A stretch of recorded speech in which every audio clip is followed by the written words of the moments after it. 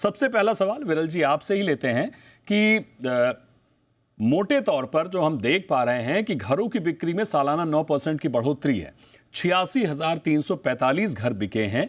बीती तिमाही में ऑफिस सेक्टर में भी बढ़िया ग्रोथ देखने को मिली है। सालाना 43% का इजाफा हुआ है और 1,62,00,000 वर्ग फीट का ट्रांजैक्शन हुआ है। पहले हाउसिंग पर बात कर लेते हैं।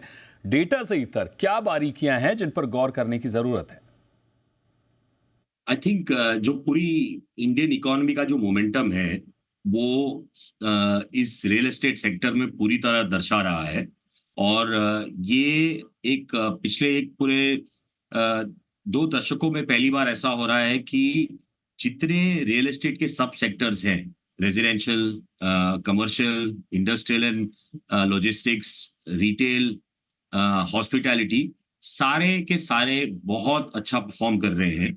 और इसका एक बहुत सारे मैक्रो रीजंस हैं।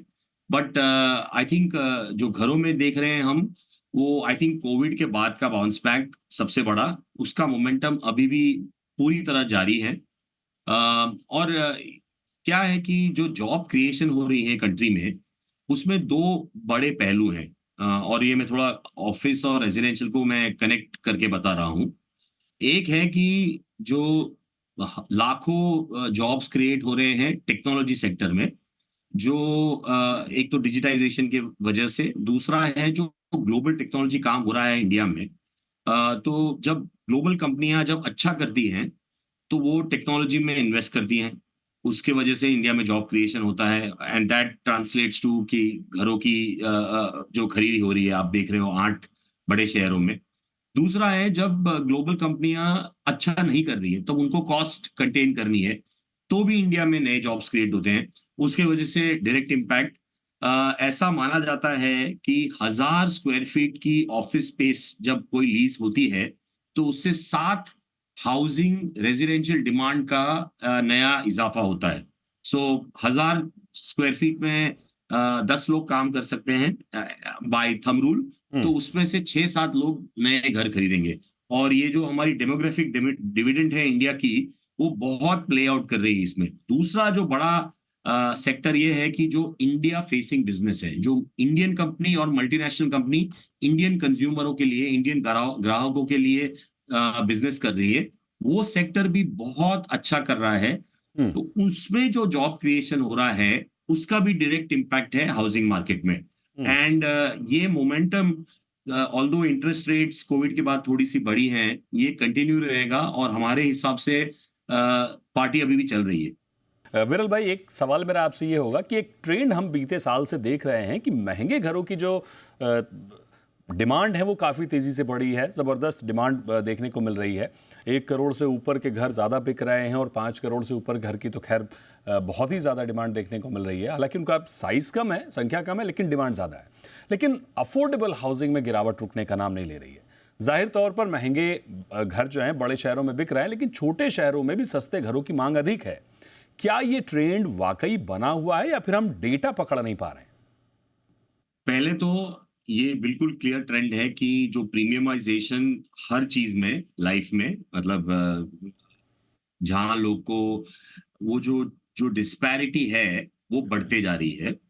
एंड हमारा ये मानना है कि गवर्नमेंट पूरी कोशिश कर रही है दैट जो बॉटम क्वार्टाइल है, उनके लिए भी घरों की हम क्या करें। और ये जो इन्फ्लेशन जो बढ़ा है कोविड के बाद, और इंटरेस्ट रेट जो बढ़ा है, सो जो डिस्पोजेबल इनकम है वहां पे, बॉटम ऑफ पिरामिड कह लो, या आप the the low middle income group, वहां पर जो चर्न है ट्रांजैक्शन की, वो बिल्कुल है। वो उसके लिए आई थिंक हम कलेक्टिवली एज अ नेशन काफी सारी चीजें करनी जरूरी है। और ये जो मैन्युफैक्चरिंग लेड जॉब क्रिएशन जो हो रहा है अब, ये जो आप बोल रहे हैं लो इनकम हाउसिंग, बट हाल फिलहाल में तो लो इनकम हाउसिंग थोड़ा स्ट्रगल कर रहा है। और मास जो जॉब क्रिएशन होते हैं, वो मैन्युफैक्चरिंग से होते हैं। चाइना और इंडिया में जो बड़ा फर्क है, वो ये है कि हमारा सॉफ्ट पावर है।